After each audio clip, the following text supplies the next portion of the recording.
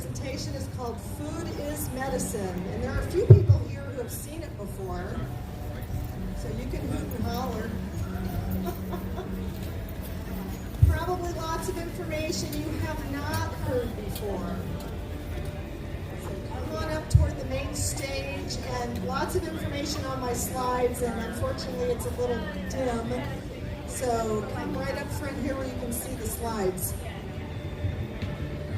All right, well, it's time for Beth's talk to begin. So, like she said, it's on Food is Medicine. This is Beth Perera. I met Beth on the Vegan Holistic Holiday at Sea cruise. Anybody been on there?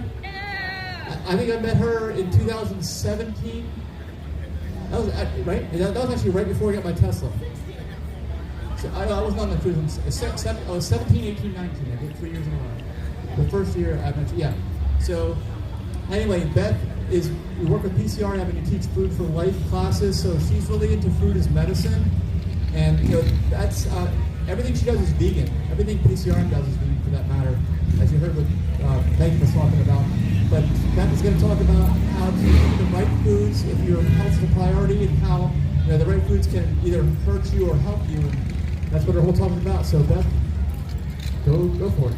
All right, thanks, Mike. And again, come on down where you can see the slides. My website is www.positivelyplants.com, and it's updated except for the fall series that I'll be teaching at Dartmouth as part of their OSHA program. So I'll be doing a 1-week, 3-class series at Dartmouth, so if you're an OSHA member, you can take my plant-based nutrition class there. But anybody out there who has attended any of my talks or classes? Carol, wonderful. Betsy is here somewhere. Meg is here somewhere. But what my talk is about, it's called Let Food Be Thy Medicine, or Food is Medicine. I'm going to start first with a little bit about the history. If you can't see the slide, it says Lessons from History, and it shows a doctor and bloodletting. This was the main treatment for if you had a fever or any unknown disease, and this was a common practice, and it's absolutely ridiculous just to let all the bad blood out of your body and hope you recover. This is how George Washington died, I heard. So what used to be acceptable is absolutely absurd. This is another lesson from history. More doctors smoke Camels than any other cigarette.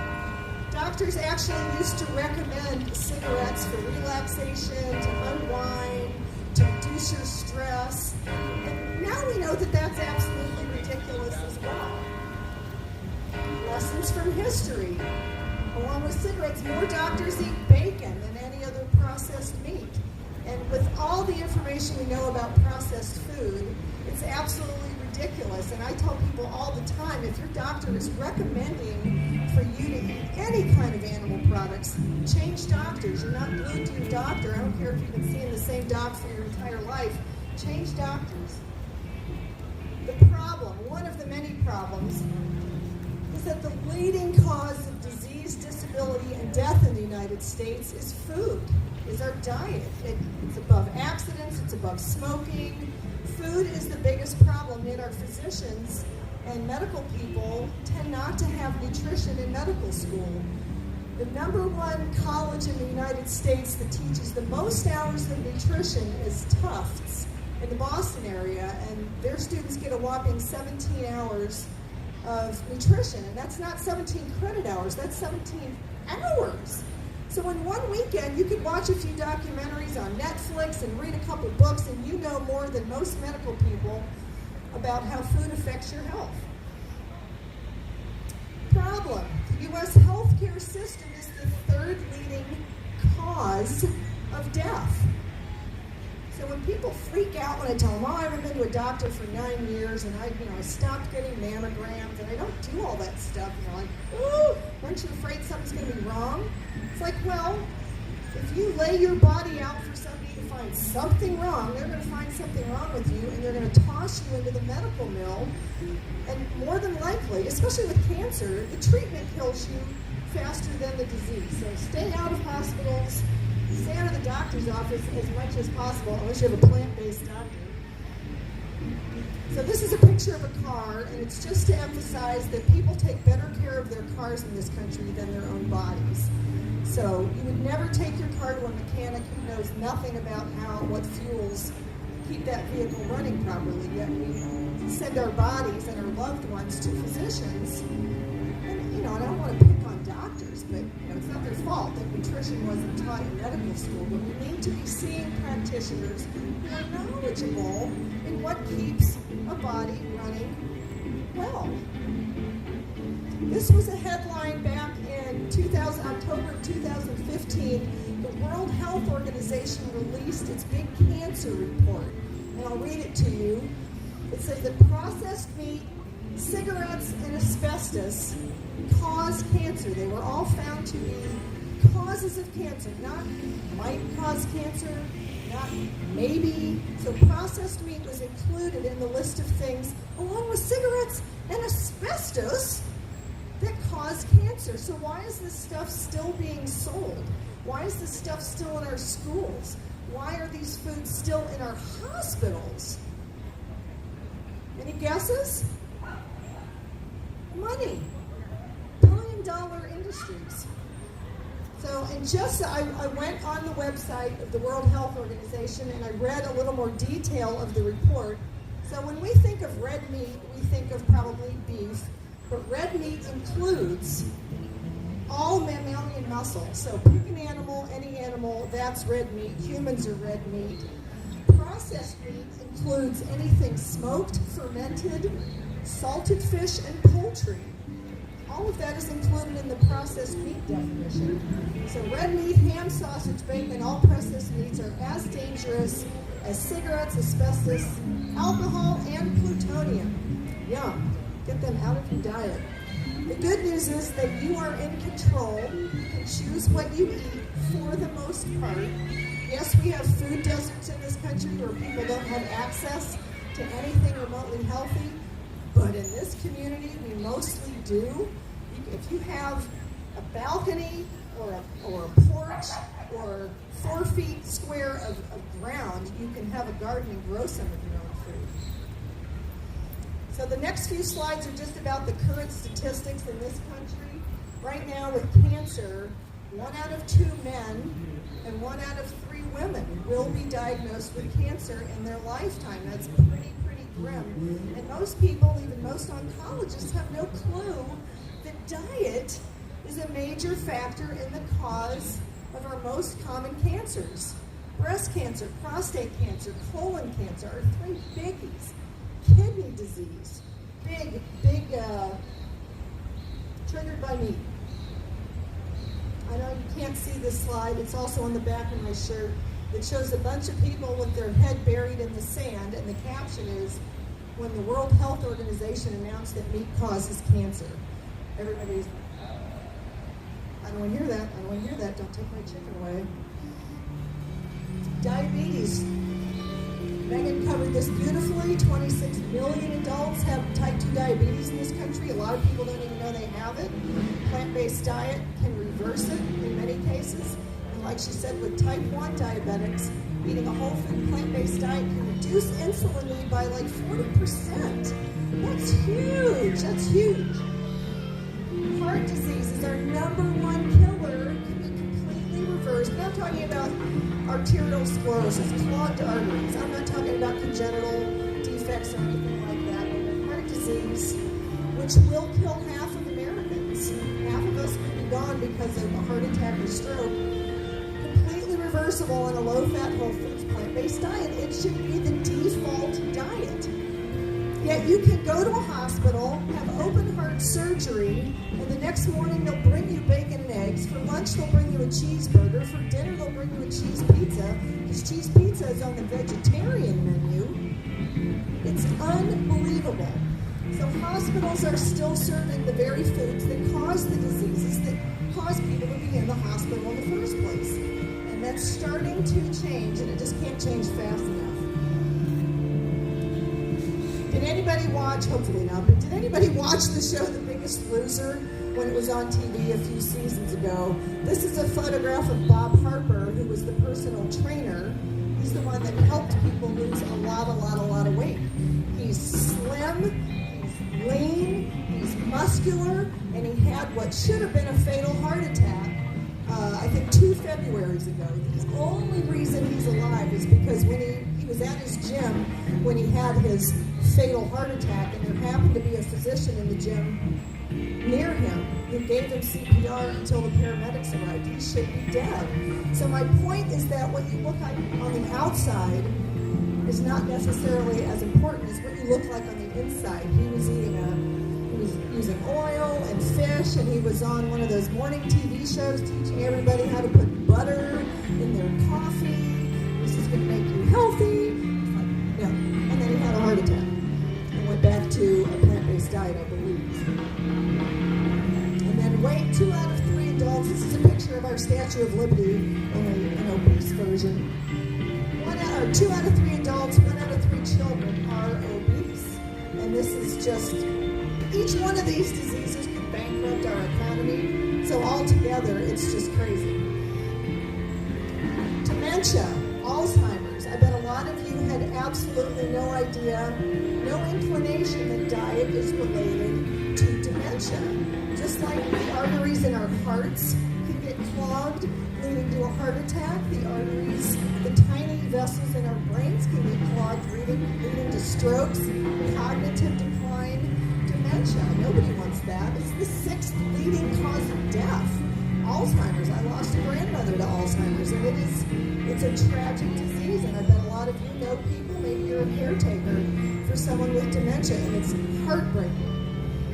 This slide shows wide open cerebral arteries in the brain. This one shows fatty, clogged cerebral arteries in the brain. And the caption for this slide is meathead.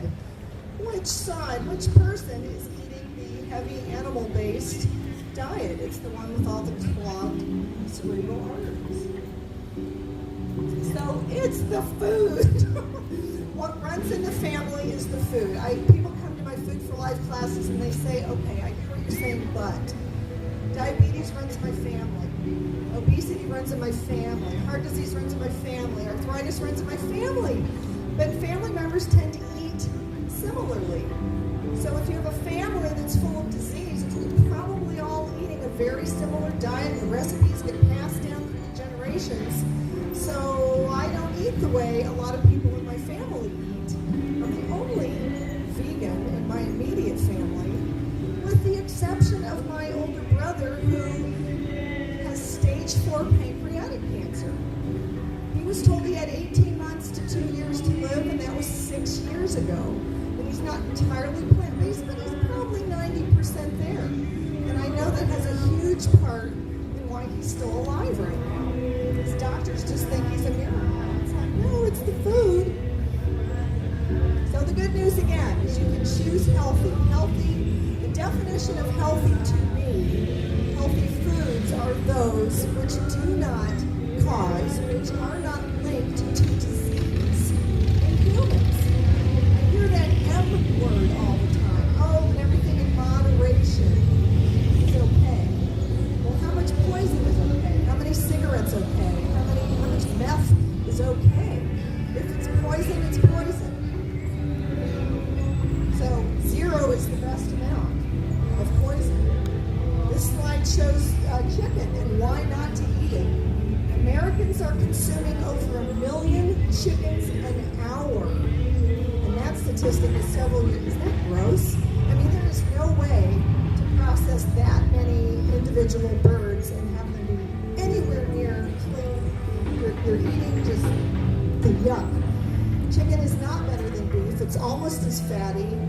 Chicken is the #1 source of salt in the American diet. If you've seen the film What the Health, which is fabulous, they show the process of injecting saline under the chicken skin before they're packaged and sold, and just getting a giant load of salt. Cholesterol, when grilled, people are eating grilled chicken instead of fried chicken, and all those little black stripes that people are so proud of are carcinogenic. They're called heterocyclic amines, HCAs, and chicken has the highest number of HCAs for any grilled meat. And only grilled muscle muscle tissue gives you those HCAs. If you grill pineapple or grill watermelon or grill portobello mushrooms, you don't get the carcinogens, only with grilled muscle tissue. Yum. Fish, why not to eat it? There are still many physicians recommending fish oil to their patients for omega-3s. You get omega-3s from walnuts or chia seeds or a tablespoon or two of ground flaxseed. That's your omega-3. You don't need fish. Fish don't manufacture omega-3. They get it from the plants they eat. So just skip the fish. It's terribly unsustainable. Plus fish, along with the saturated fat and cholesterol that all meats have, fish have the added bonus of mercury and plastic. Because we've discarded so much plastic, our oceans are full of it, the fish are eating it. So if you're eating fish, you're eating plastic. Yum. Yum, yum, yum. So just stop. Oil, why not to eat it? Megan also covered this. The average American consumes, are you ready for this number? The average American consumes 74 pounds of oil in a year. And oil is 100% fat, 4,000 calories per pound. So what is 4,000 times 74? I don't even know, but that's a lot of pounds of fat. And at 1 o'clock, I'm going to be doing a short cooking demo over there, an oil-free stir fry. Oh my goodness, how in the world do you cook without oil? Don't put it in the pan. That's how. It's really easy. You just don't put it in the pan. So if you've heard of Dr. John McDougall, he loves to say, the fat we eat is the fat we wear. And that's totally true. Do an autopsy on someone, tell exactly what they ate. They look at the fat samples. Eggs. So many people say, well, I could be vegan, but eggs. Eggs are healthy, aren't they? Well, no, they're not. They're the single highest dietary source of cholesterol. Cholesterol is the stuff that our cardiologists are pulling out of all these clogged arteries. It dunks up, it almost is like cement, and somebody who's died from a heart attack or something. So eggs are edible, yes, but 60% fat, more cholesterol than a Big Mac, increase your diabetes risk by 68%, increase your prostate cancer risk for men by 81%, commonly contaminated with salmonella, and even our very, very flawed USDA will not allow the Egg Council to use the words healthy, nutritious, good for you in any egg advertising. That's why the commercial, the incredible edible egg, came out years ago, because they could literally say eggs are edible. That is a true statement. But they're not safe or healthy or nutritious. So the good news is there's lots of ways to replace eggs. For those of you who love to bake, about a quarter cup of any kind of mashed fruit will replace one egg. I like to use bananas, pumpkin. If you're cooking or you're making a lentil loaf, 1 or 2 tablespoons of ground flaxseed plus 2 to 3 tablespoons of water. Just whisk it up, let it set for a minute, and it's the exact consistency of egg white. And it is a binding ingredient. Eggs are just a binding ingredient. When you eat chocolate cake, when you eat brownies, you don't taste egg. You just need something moist. Makes sense? And like for oil, I tend to use unsweetened applesauce instead of the oil in a recipe. So a word about sugar. I mentioned sugar a little bit with diabetes. It's not the cause of diabetes. And like a teaspoon of sugar only has 15 calories, but in most of our foods there is so much cups and cups of dissolved sugar. And yes, that will spike your blood sugar. The average American is consuming about 150 pounds of sugar a year in their processed foods. So better sweeteners are pureed fruit. Date sugar is a whole food sweetener, or something like molasses. Way, way, way better than just sugar. Okay, cheese. This is one of my favorite slides. Cheese is the whole reason that I went plant-based, because it's been about 10 years ago. I could not bend my toes. It was uncomfortable to wear shoes. And when it got to the point where it hurt just to slide my feet under the covers at night, just anything touching the top of my feet, it was painful.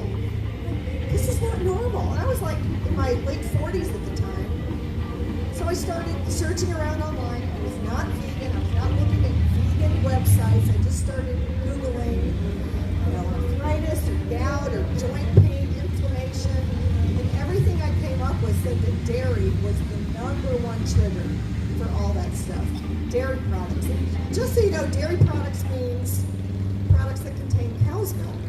I just went to an ice cream social in my little town in Maine the other day, and I was so excited because they said they were going to have dairy-free ice cream. Yes, I can go. Well, they didn't have dairy-free ice cream. They had Lactaid, which is lactose-free, so it didn't have the dairy sugar, but it was cow's milk ice cream. And they didn't know. They just didn't know. I said, okay, next time you're on an ice cream social, tell me. I will bring the dairy-free ice cream. I'll make some. So cheese consumption, about 120 years ago, the average person in the United States ate less than 4 pounds of cheese in a year. I was eating 2 pounds a week. So multiplied times 52 weeks a year, I was eating over 100 pounds of cheese, which is just disgusting to me now. The average American as of 2016 is consuming about 35 pounds of cheese a year. And a lot of this has to do with home delivery of pizza. As Dr. Barnard from PCRM says, pizza is just a delivery vehicle for cheese. You don't even have to leave your house. You can order online or pick up the phone and a big slab of cheese will come right to your face without you having to do anything. But cheese is dairy is the number one thing to eliminate from your diet. If you don't think you can go full plant-based, get the dairy products out. It's cancer fertilizer, basically. So milk does not do a body good. This is so awesome. PCRM, Physicians Committee for Responsible Medicine, several years ago, sued the dairy industry and said, you have to take these ads out of schools and off the air because it's a lie. Milk does not do a body good. It does a heck of a lot of harm. And they won. So you don't see this anymore.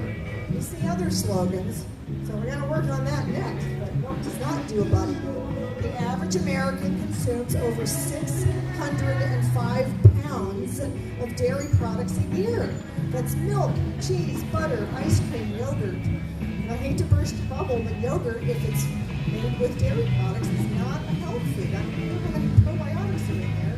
There's all kinds of yogurt made from, almond milk, soy milk, rice milk, all kinds of good stuff. So you don't need dairy products whatsoever. We are not baby cows. Dairy products, milk from cows, is for baby cows. Just like, we don't see women's breast milk for sale, to feed to your dog or to feed to your cat, or certainly not to give to a baby cow. So why are we drinking the milk from another species? It's crazy. For men, dairy products are one of the leading causes of prostate cancer. And just as an aside, the PSA test that men are told to get, PSA is not a cancer marker. Never was, never will be. There's a wonderful book called The Great Prostate Hoax that every man should read. Everybody with a prostate gland should read. So men are told whether or not they have prostate cancer based on their PSA number, which is a random number. Depending on what time of day they have the screening test, the number could be low or high. If the man rode a bicycle or jogged to the doctor's office or jumped on a trampoline or just had sex, the prostate or the PSA is going to be higher. If you just roll out of bed and call to the doctor's office, the PSA will be lower. It changes throughout the day. There are about 1 million men in the United States who have their prostate removed, which makes men impotent and incontinent. That's a horrible way to have to live the rest of your life. So there are other ways to talk with your doctor about prostate cancer, but the PSA test is not it. And the Gleason score is not it. The Gleason score is the average of PSA tests. So that's a whole other lecture. Milk is for infants. If you are not an infant, it is time to wean yourself. Humans have no biological need for cow's milk, no need for milk after the age of about 2. So what should we drink? Water. Every other animal on this planet drinks water, and we drink 5,000 other things. Just drink water. Drink water. This is a really cute little kid who's tell me you're still drinking milk from a cow. This slide is just to remind you that there are non-dairy alternatives. Any product you can think of that is in the dairy category, there is a non-dairy version of it. Not all of it is low-fat or healthy, but it all exists. There's milk, there's ice cream, there's sour cream, there's just cream cheese, there's all kinds of cheeses, everything you can think of. So could we just have one disease, poor diet, and it's leading to just about every chronic disease we can think of. This shows the book How Not to Die, written by Dr. Michael Greger. It's excellent. There's 15 chapters, one chapter for each of the major diseases that kills Americans. What? Okay, thank you. Just the facts. A plant-based diet is the healthiest, not only for people, also for the planet. Contains all the essential nutrients except for B12. And as Megan already said, everybody needs to take a B12 supplement. In today's world, it is common. It would probably be impossible to find somebody in this crowd who doesn't know somebody who's had open heart surgery. If you got a call from your neighbor or a family member and they said, oh my gosh, I'm going to have to have a double bypass or triple bypass, you wouldn't think anything of it. That's normal now in our society. But oh my gosh, tell your family that you're going vegan, you're going plant-based, and they freak out. Somebody can put that. They freak out. Oh my gosh, where are you going to get your protein? Where are you going to get your calcium? Thank you, Beth. So, this shows a slide of a doc telling a guy, oh, we're going to have to do bypass surgery, or we can put you on a vegan diet. And the patient says, well, a vegan diet, that's pretty extreme. You know, cutting your chest open is more extreme. This is a picture of my friend Meg, who is somewhere in this crowd, and her husband Rick. Rick had a heart attack several years ago. They came to one of my presentations. They came to one of my showings of Forks Over Knives. Went plant-based after that, and he's now off all his meds. His triglycerides have completely dropped. This is a picture of my friend Julie, who went whole food, plant-based, no oil. She lost 80 pounds over the course of about 18 months, got off all her meds. She was a couch potato mom. She had 2 or 3 kids and literally couldn't get off the couch until she went plant-based. The energy just exploded. Where she is now, I'm so sorry you can't see that. She's just a bombshell now. She's just gorgeous, feeling great, wonderful life. This is my friend Hayez. Are you here anywhere? He's supposed to be here. He's a fantastic photographer. I was flipping through his phone, looking at all these photographs a couple of years ago. And I said, wow, who's this guy? Is this your brother or cousin? It was like a much heavier version of himself. And he said, no, that's me, before I went plant-based. He lost 130 pounds, like half his body weight. He weighed almost 300. Now he weighs 150. You will see him bicycling all over the Upper Valley. It's just incredible. So this is what happens. This is what you can expect when you go plant-based. This is my friend Sally, who lives in Brandon, Vermont. She's older. She's in her mid-60s. Went plant-based, lost 130 pounds over the course of about 16 months, and got rid of her diabetes. I mean, it's not rocket science. This is a much younger man. This is my friend Jason, who in his early 20s weighed almost 400 pounds. He lost 193 pounds in less than 2 years. This is the picture on the right is when he was 30, so 3 years difference between these two photographs. And he'll say, I was just a poor bachelor. I ate mostly oats and bananas and rice and beans. So you don't have to have an elaborate diet. You just need to eat low-fat, plant-based. The weight goes away, and the chronic disease goes away. Pain goes away. Pain is a pretty big motivator.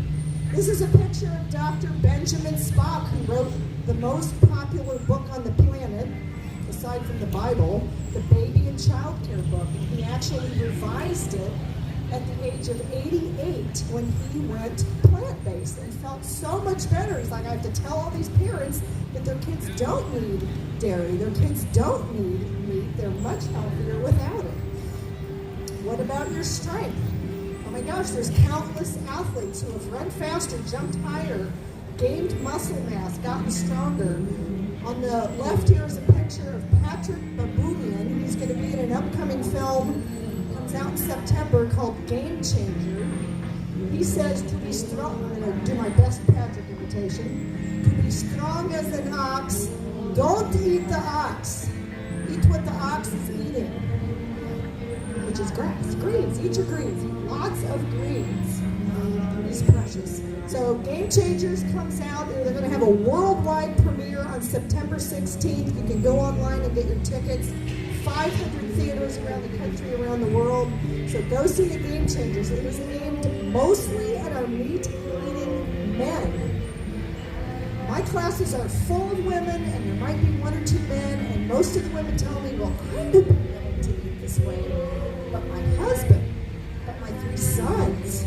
It's like, why do men die 6, 7, 8 years before women? They eat way more meat. So this is better for you, better for the planet. This is a graphic that shows on 1 acre of land, you could grow about 40,000 pounds of tomatoes, 53,000 pounds of potatoes, or 137 pounds of beef, half a cow. So on 1 acre of land, you can feed a lot more people with a lot less land, a lot less water. It's just better for everyone involved. It's certainly better for the animals. This is the cover of the book, Comfortably Unaware. Has anybody heard of Dr. Richard aPlantBasedDiet.org? If you've seen the film Food Choices, he's in there. Cowspiracy, he's in there. He's amazing. His website is InspireAwarenessNow.org. Just go read some of the facts. You'll just be blown away. But if I could give you one, and it's a skinny little book, one book about how our food choices affect the environment, our planet, it is this one. Comfortably Unaware, what we eat or what we choose to eat is killing us and the planet. You cannot be an environmentalist, you cannot talk about sustainability if you're still consuming animal products. So really, a healthy planet, is this really that serious? Yeah. And I know you can't see the numbers on this. This is a picture of Dr. aPlantBasedDiet. I'm going to read this to you because it's mind-boggling. Each hour, over 8 million animals are slaughtered. 4 million tons of greenhouse gases are emitted. 114,000 tons of grain are fed to livestock. Over 5,500 acres of tropical rainforest are destroyed each hour. 354 children starve to death each hour. All of these numbers could be 0 if we were all eating plant-based. This is Howard Lyman, who you saw in Cowspiracy, if you saw that film. And he says, do you realize that 75% of Americans consider themselves to be environmentalists? You don't think we could solve this problem in a heartbeat? All we need is for the environmentalists to live what they profess, and we'd be on a course for a new world. So any environmental organization meetings that you go to, if they are feeding you animal products, make a fuss about that and ask them why. And at the bottom of the slide, I stuck a note because this is headlines from this past week. Biggest cities at the highest risk to run out of water, mostly because of animal agriculture and climate. Biggest cities at high risk to run out of water are LA, Houston, Phoenix, San Antonio, San Francisco, Fort Worth, Las Vegas, Tucson, Atlanta, and Orlando. You know anybody in those cities? Right, time to move. You're going to hear you're going to hear Captain Paul Watson talk a lot more about the oceans at 1 o'clock when he speaks, but his famous quote is, when the oceans die, we die. And have you heard this number before? Every hour, we are extracting 200 million sea creatures from the ocean. 200 million an hour.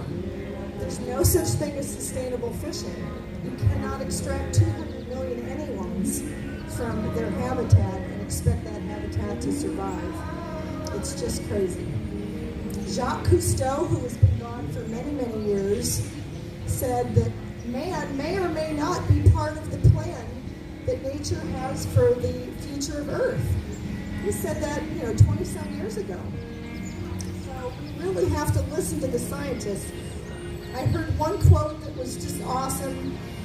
Fiction movies about disasters, and this woman said, at the beginning of every science fiction movie about an environmental disaster is a scientist who's being ignored. And that's kind of funny, but it's so true. It's so true. You're just not paying attention to the scientists who are trying to give us these warnings. And they've been warning us for 30 or 40 years, and now that it's getting hot, we're having droughts, we're having rain bombs, we're having floods, now people are starting to listen.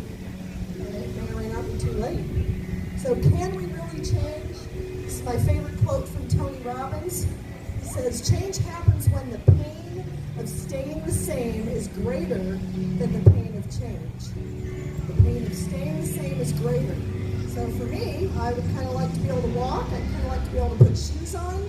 So the pain of giving up dairy was less than the pain of what was in my feet. So I gladly gave up dairy and animal products. First plant-based medical center in the country, Dr. Neil Barnard. If you know anybody in the Washington, D.C. area or driving distance, they can have Dr. B be their primary physician. And he always says, now if you come and see me and you have a broken arm, we are not going to hand you a sweet potato and send you home. So if you have an injury, a traumatic injury, they're going to treat you. But if you have a chronic disease that is treatable, reversible with diet and lifestyle changes, you're going to get all the information you need on that, and that is fantastic. This is a picture of lots of different doctors around the country who are plant-based. There's a website, aPlantBasedDiet.org.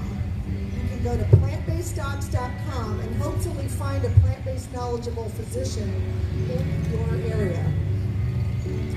There are some huge organizations who are already counseling their physicians in that direction. One of them is Kaiser out in California.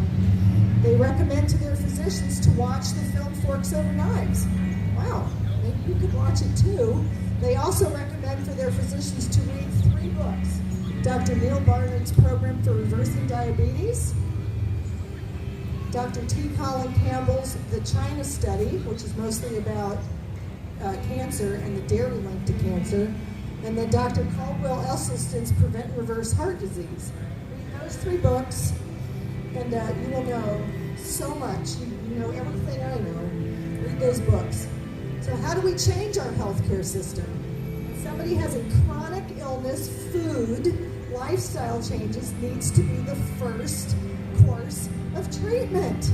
It's doable. It's less expensive. There are, admittedly, a lot of doctors who know about this, but they just assume that their patients would rather have a pill or a procedure. Oh, well, nobody's going to change their diet. I could tell them about this, but they're not going to do it. Should it be the doctor's choice or should it be your choice? It should be the patient's choice. If you don't know that a diet change could cure you, could make you pain-free, could reduce your reliance on medication, you have no choice. We need to be told. So diet should be the first option for chronic illnesses. See the film What the Health. It is the best film to date. It's on Netflix. It's probably at the Hilton Library. It's wonderful. 2 other documentaries that I recommend are Food Choices, which is on Netflix, and the newer one is called Eating You Alive. And you can go to eatingyoualive.com and watch it streaming right on your own computer. It's not on Netflix yet. I hope it will be soon. It's fantastic. One solution is to have me come get this talk or a similar talk to your organization. I do live in West Central Maine, but I travel anywhere within a reasonable drive to the New England area. So I am happy to come give this presentation. I do employee wellness classes, food for life classes, heart health, healthy weight loss, diet and dementia, diet and diabetes, cancer prevention and survival. Just have me come talk to your company, your neighborhood, your family. Just get this information out there. Megan already gave you this website, but any medical professionals who need continuing medical education, everybody has to get CMEs every year. Physicians Committee offers free online continuing medical education, so there is no excuse for medical people not to know about this. It's free and it's online. You can be in your PJs at midnight at home, eating your nutritional yeast-covered popcorn, getting your CME training. There is a free app for the phone, PCRM Nutrition Guide for I can't say the word, clinicians. PCRM's Nutrition Guide for Clinicians puts all of this information at your fingertips. Anybody can download the app. It's intended for medical professionals. So they can look up by the disease, by the ailment, and see what the nutritional recommendations are for it. It's just fantastic. Everybody should know this. And then for you, 21daykickstart.org, the number 21daykickstart.org is a free online program. It starts fresh every Monday. So what's today? Today's Saturday. The next one starts on Monday. You go to 21daykickstart.org and you register with just your name and your email address. And for 21 days, you will get recipes, meal plans, tips, support. And why is it 21 days? Because that's how long it takes to form a new habit. If on day 19 you eat a cheeseburger, you start all over again. It takes weeks to get rid of the taste for fat and salt and all the stuff that we get addicted to. Salt, sugar, fat. And that's it. Any questions? There's tons of information up here from Physicians Committee. I'm happy to answer any questions. Anyone? Michael, where are you with the other mic? Is it up here? I've been plant-based for, oh, there you are. I've been plant-based for about 10 years. And it took me probably 6 months to really get the hang of it. There's a big learning curve up front, but most of our favorite dishes are available in a plant-based version. So it's not difficult, and the food really is less expensive, better tasting, and you just feel so much better. You couldn't pay me. There's not enough money in this world to pay me to go back to eating the stuff I used to eat. Mike? Okay. I'm done. I'm sorry. Well, thanks, Beth. We have extra time. What time is it? 11:41. So we've got about 19 minutes till our next speaker gets up here. We've got another opportunity for questions and answers. So does anybody have any questions for Beth? Right here? Okay.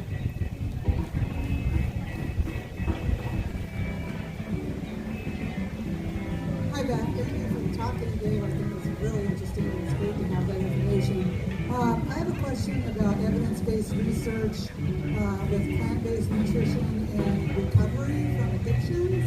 I've not been able to find any kind of evidence-based research that specifically focuses on that. I would really like to be able to bring that information to that population, and I know that they have special needs nutritionally, and I'd be interested in knowing if you know any resources for that. Great question. The question was about addiction. And is there any plant-based nutrition, evidence-based research for that? And the one source I know specifically who has had great success is True North Center in Santa Rosa, California. They do medically supervised water fasting. Dr. Alan Goldhammer, former Michael Clapper, but they have had great success getting people off all kinds of substance abuse problems with the water fasting. And depending on the person's starting status, I don't know how long. I mean, they do anywhere from 5 days to 40 days of water fasting, medically supervised, all kinds of things. So people are at their wits' end. Some are near death before they go to True North. And They have a Facebook page. They have a website, True North Center in San Jose, California. I don't know the specific link to give you, but I have read also about low-fat, whole foods, plant-based diet helping with things like getting off cigarettes or alcohol, the more common substance abuse. Just because you're feeding your body all this healthy stuff and you lose the taste for the whatever name that substance, you just lose the taste for it. Have a few rough days or maybe a couple rough weeks because you're going to go through withdrawal. But if you can get past that, and it's pretty much have to be in a residential program because people that are left to their own resources will just fall off the wagon very, very quickly. But if you have a supervised residential environment, it can be done. So there's hope for these folks. You mentioned True North, Dr. Michael Clapper, and he is one of the physicians that is affiliated with our nonprofit, aPlantBasedDiet.org. That's a recent affiliation. And yeah, I didn't know all of that was going on at True North. I mean, I knew that Dr. Clapper is also working on helping medical students to learn about plant-based nutrition. And that's one of the things that we're partnering on with him and what he's doing. Yes, and I hope you will look up Dr. Michael Clapper. His last name is spelled K-L-A-P-E-R, so it looks like Clapper. Dr. Michael Clapper. I think his website is drmichaelclapper.com or something like that, but just look up Dr. Michael Clapper. He has free, get on his email, he has free webinars and blogs, and he's just full of incredible information. He has multiple medical certifications. He started as an anesthesiologist. He's delivered babies. He's done internal medicine, just on and on and on and on and on. And he said he didn't want to deal with patients who were, asleep under anesthetic. He wanted to deal with patients who were awake. So he just kept getting more and more specialized medical degrees. He's fantastic. He's in his late 70s, I think, and he did retire from seeing patients at True North, but like Mike said, now he's specializing to, grab hold of this nutrition remedy. Because they don't, I think you mentioned it earlier too, that most physicians get little to no, and in most cases very, very little, medical training involving nutrition when they're in school. And they estimate that they, being some of these plant-based physicians, and T. Colin Campbell, who wrote the China study, estimates that our healthcare costs would drop by 75 to 80% if everyone was eating plant-based. So we wouldn't have a healthcare crisis. We wouldn't have this insurance crisis. We're spending billions of dollars on these chronic diseases that would be non-existent if everybody ate this way. Yet, what does our government subsidize? They subsidize meat, dairy, eggs, poultry, fishing. So our government subsidizes the food industries that make us sick and kill us, and they don't subsidize, organic broccoli or kale farmers. If you know local farmers who are growing wonderful plant-based crops, just ask them if they spray anything on their crops, because they may not be certified as organic. But that costs a lot of money to get that certification. So, Monsanto, which is now Bayer, I hope you know that Bayer bought Monsanto. Monsanto is not even in existence anymore, which is really convenient because there were thousands of people wanting to sue Monsanto. So Monsanto is gone. It's now Bayer. So this company that is making pharmaceuticals now owns the company that was making all the chemicals that are killing us. Sounds like a vicious circle. Vicious, billions and billions of dollars money-grubbing industry. So just be an informed consumer. If you can buy organic and non-GMO, it's less likely to have glyphosate, which was the bad agent in Roundup. But because glyphosate is a water-soluble chemical, it's everywhere. I have a question. Yes? I looked at the contents of the Beyond Meat burgers, and not only are they loaded with oil, they're loaded with sodium. And it seems like sodium and sugar are some of the ways we get convinced to eat crackers and all kinds of things because they taste yummy. But tell us what the impact of high sodium is. Well, high sodium can lead to high blood pressure, hypertension. It's one of the many things that can lead to high blood pressure, hypertension. So, in general, you want to, if you go to True North, that's an SOS-free diet after you do your water fasting, and they gradually, over several days, introduce food to you again. It's SOS-free, so no salt, no oil, no sugar. And I personally don't eat that way, but I don't use oil when I cook.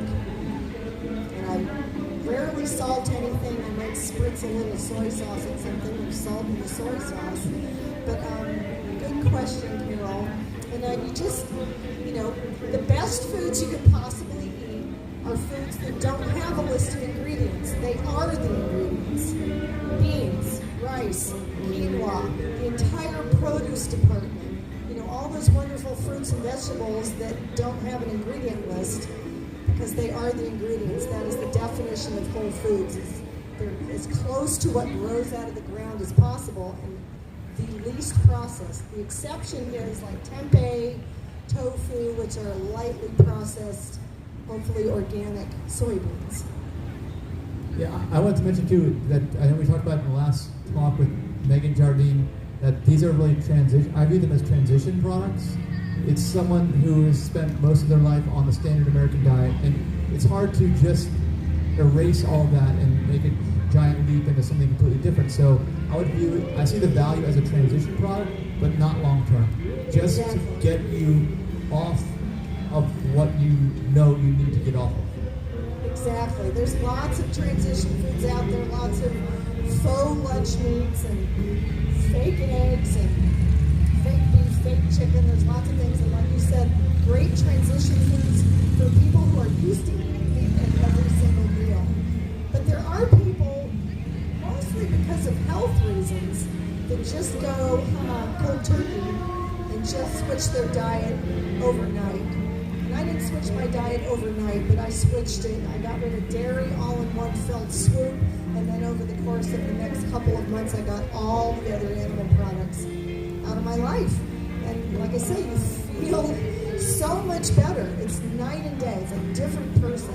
I didn't have a weight issue. I was one of those people who was a mess on the inside, more so than on the outside. But when I gave up oil, it got rid of the last little bristle, mostly around the waist. Don't look at me too closely because I've been on vacation the last 10 days and I ate in every vegan restaurant in Columbus, Ohio. Hey, Beth, when you say oil, you're talking about oil as an added ingredient, not the oil that naturally occurs in most plant foods. Correct. Yes. Don't add oil. Don't add fat.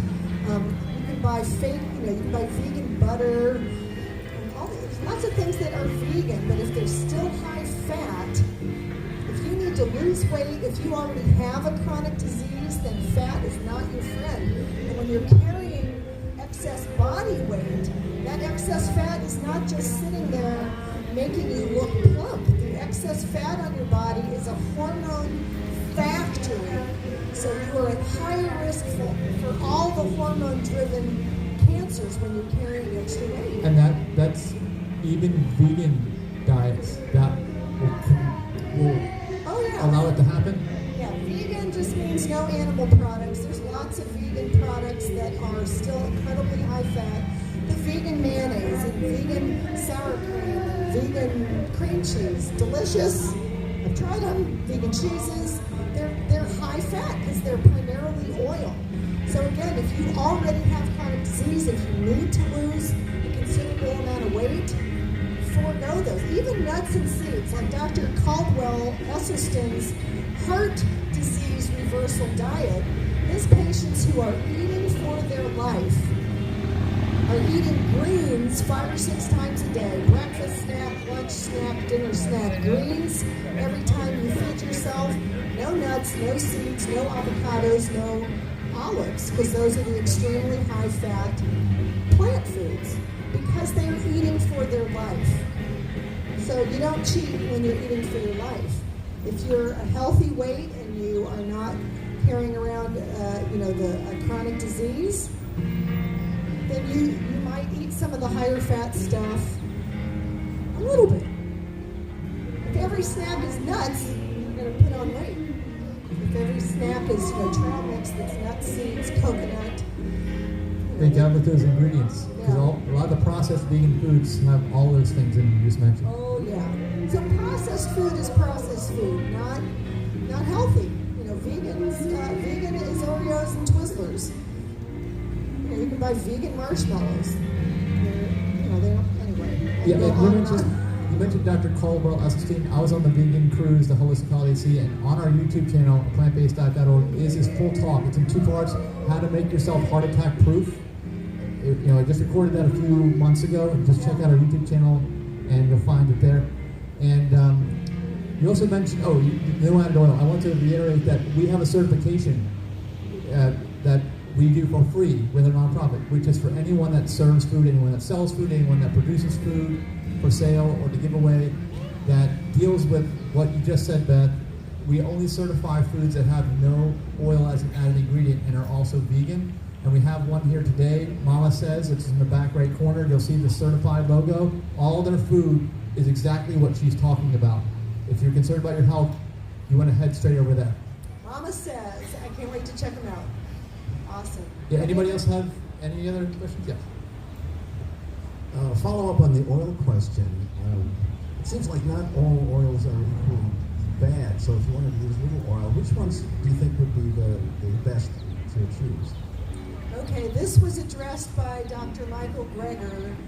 His website is nutritionfacts.org. It's an excellent website.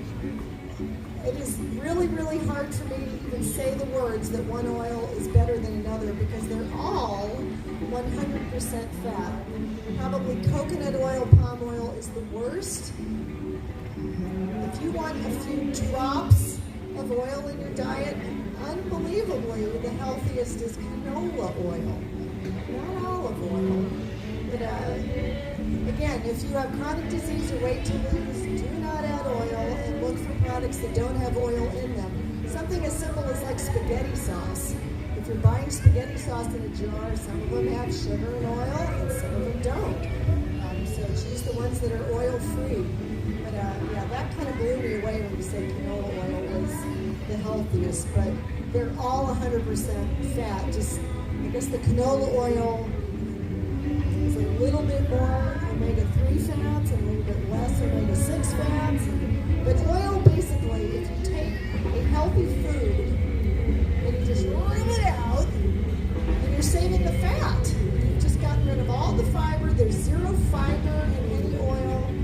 Very, very few nutrients left at all. So you're just eating liquid fat with oil. All right, well, I think that's about all the time we have because it's like 4 minutes of noon. We got another speaker coming up at noon. So thank you, Beth, for being here. Give her a round of applause. Thank you, everyone.